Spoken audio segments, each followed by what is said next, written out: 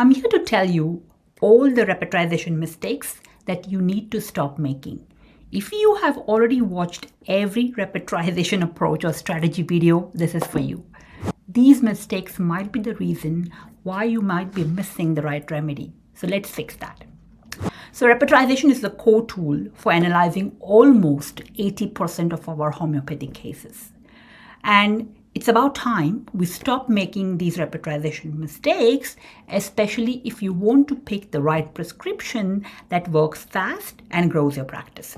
So welcome everyone, it's Shilpa Baraskar. Welcome to my channel where I post every week the latest trends to help you grow your practice and succeed in homeopathy fast. Would love if you could click the subscribe button so you stay in tune with the latest trends, tricks to help you grow as a homeopath and boost your practice. I'm also going to be putting some timestamps below because I value your time. Right, so mistake number 1. Using repertorization for pathological cases. I know this is critical. Many new practitioners frequently miss this fact. Although repertorization seems to be the classical tool for analyzing almost every case, it is not necessarily a default tool. Repertorization is certainly not useful when you're analyzing diagnostic or pathological cases, which I call stage 1 cases, because our repertories are not the best tools for clinical, toxicological, or pathological information required at that stage. While repertories can be used as references for some clinical rubrics, I do not recommend repertorizing these pathological rubrics because these remedies may never come up in the final analysis. There are better, far better, and more efficient tools within your software that you can use instead for analyzing this information at stage 1. So if you want to find more about how to do that, how you repertorize directly from the Mater Medica, and how you simplify this process, if you have a pathological case, please download my free copy of the book Stages and Advanced Repertorization. I will leave a link below, right? But the bottom line is, traditional repertorization is only effective for cases at stage 2 and 3, all right? Great. So mistake number 2, repertorizing all your patient's symptoms. Now, it does not really matter how good your repertory is or how good your software is. Creating a good totality after your case taking is half the job done. Now, I've seen many students and new practitioners overlook the skills required to build a cohesive totality. Instead of that, they just try to repertorize every symptom and everything that they happen to find in their patients. Well, it's very sad because it can only lead to endless frustration and confusion. Believe me, I have been there too. So the good news is it just takes a few minutes to step back, pick a handful of solid, good rubrics that reflect your patient's presenting state. It will instantly improve your results. So remember, when it comes to repertorization, there's a favorite quote, garbage in is garbage out, right? So you can only get better at this from observing how other practitioners do it in their successful cases. You need to study archived cured cases and practice it in your own cases. So I've made a few free tutorial videos on how you can solve actual cases by old and new masters in the tutorial playlist below. I'll put that link down so you can start looking at cases and learning how to make a good analysis and totality. Mistake number 3. Depending on only one favorite book. I know we all have our favorite books, but please do not depend on one single source book, even if it's the biggest, the greatest, the best one that you think it is. Because if you're dependent on one single book for every repertorization, you're really limiting your options considerably. Because with computer programs, I understand we have the privilege to sort out thousands of remedies from, an entire range of huge books or many books all at the same time within a few minutes. So really, there is simply no need for you to stick to one single book. But I'm always pleasantly surprised how many interesting rubrics I continue to discover from hidden interiors of those old, rare literature and books. I remember a recent case of a patient who had a sensation of something alive and jumping in his chest just before his coughing bout. To my surprise, This peculiar quality of something jumping in his chest was not in any of the big repertories. I found it in, you know what, Robert's Sensations As If. There was a very peculiar rubric, internal chest alive, jumping in something war. So this and many other meteoromedic references confirm crocus sativus for that patient, which helped that patient beautifully. And no, Tuja didn't work for him. So you see, check my free video. I've made a video especially on this topic. How do you choose the right book for the right patient? Click my links below and you'll find those in the resources section. Mistake number 4, mixing rubrics from the wrong books. Now I've said don't depend on one book, but then you need to know which books, can mix well and which don't. You need to choose rubrics from different books based on their philosophies. Now, to simplify things, in homeopathy, we have just 2 core repertorization philosophies or approaches or books that belong to each, group of philosophy, the Kentian and the Bonninghausen. So ensure that you are using Kentian books for Kentian analysis and Bonninghausen books for Bonninghausen analysis. I've given you a list of which books belong to which one in this particular image, but check my Repertorization video. It's a free training video on how do you differentiate between a Kentian and a Bonninghausen analysis for the same case, all right? And it's a lovely video. I think you'll really benefit from that. Mistake number 5, converting a beautiful symptom into a bad rubric.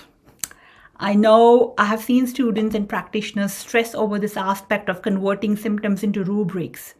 The simple rule is that if you cannot break a symptom into a good enough rubric, simply leave it. Leave it alone. Because while I admire the effort of repertory makers, no repertory can be a perfect replica of the proving symptoms. So we don't have to stress about converting every symptom into a rubric perfectly. If you have a good symptom, you don't find good rubrics for it, leave it alone. You can always use it as an eliminating symptom to directly match from the materia medica. This is something I've learned pretty early on in my career, thanks to Bonninghausen, that by breaking a beautiful symptom, especially in the mental state, into a rubric, you easily distort the picture and down the wrong track. And this is also what's inspired me to create an extremely useful tool called Quest Analysis in my HomeQuest Premium software, so that you can directly repertorize such peculiar, unique rubrics directly from the materia medica. All right, so check my free training book on advanced repertorization strategies on what to do when your patients have these unique, peculiar symptoms that you cannot find in a good repertory and what to do in that case. All right, I'll leave the links below. Mistake number 6, using small rubrics. At all times, if it's possible, go for big, broad, large rubrics. When you are choosing rubrics for repertorization analysis, you want to ensure that your prescription is in the rubric. And so it is logical that you need to select inclusive rubrics, big, broad, wide spectrum, general rubrics, which includes as many remedies as possibly you can, so you do not miss the right remedy from that rubric. If you do not find that one big rubric for a particular symptom, then combine related rubrics, similar rubrics, but make it into a big rubric. This way you have the maximum potential of your indicated remedy to emerge strongly. So if you want to learn how to do this, this is a critical skill of how you combine and create big, broad rubrics from small rubrics. Check my free training course on mastering the Bonninghausen repertory. It is a must do if you haven't done it already, because it will get you started in your repertorization right from the word go. Mistake number 7, using one single repertorization sheet for multisystemic cases. So, if you have a patient with lots of issues around different systems and organs, and if you're dumping all those rubrics in one sheet, then you're planning for a lot of frustration and disappointment.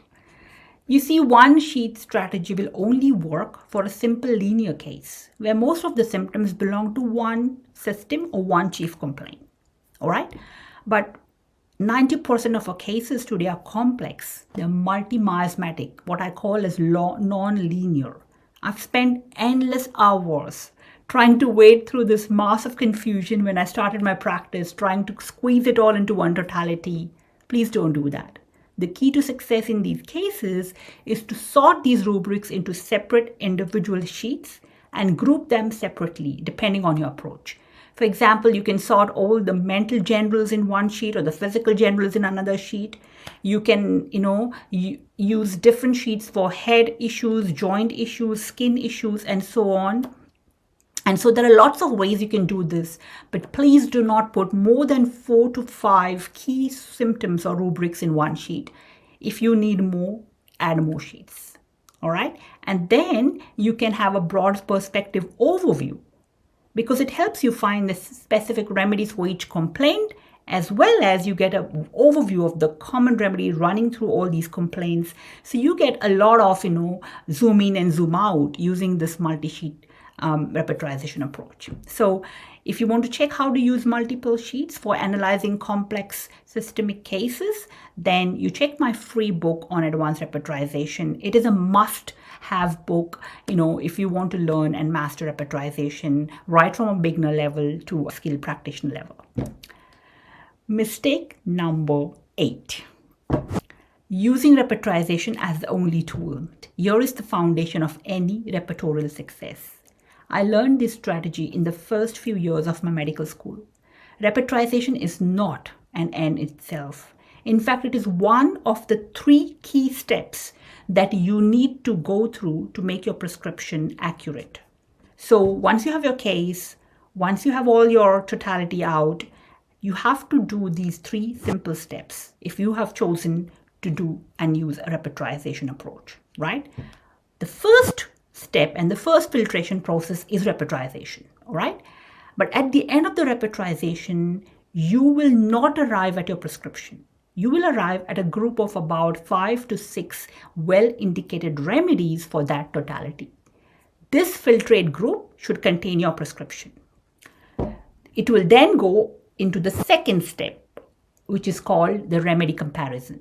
This is when you are comparing and contrasting these likely 5, 6, 8 remedies through a differentiation process, at the end of which you will distill one remedy.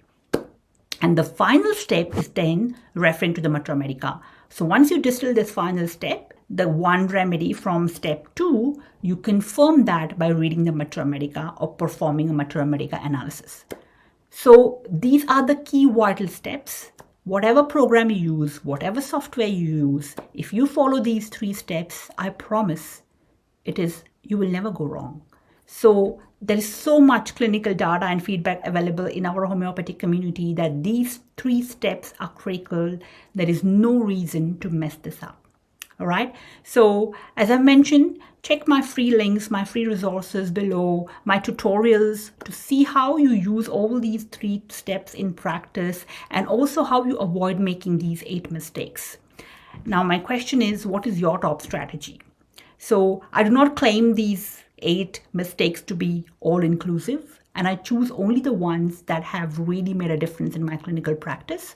But I would love to know, what is your favorite tip? What works for you during repertorization, and have I missed some key points here? So comment below which mistakes you're making. I have made all of these, and if you have made anything new so far, let me know. If you like this video, hit that subscribe button, share it with your friends who might benefit from this. Thanks for watching.